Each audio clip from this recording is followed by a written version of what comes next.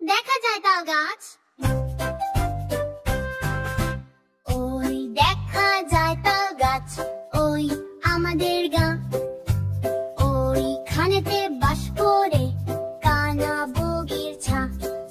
ও বগি তুই খাস কি? পান্তা ভাত চাস কি?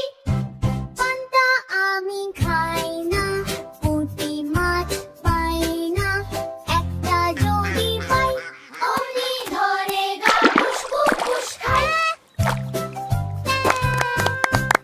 ওই দেখা যায় তাল গাছ, ওই আমাদের গাঁ।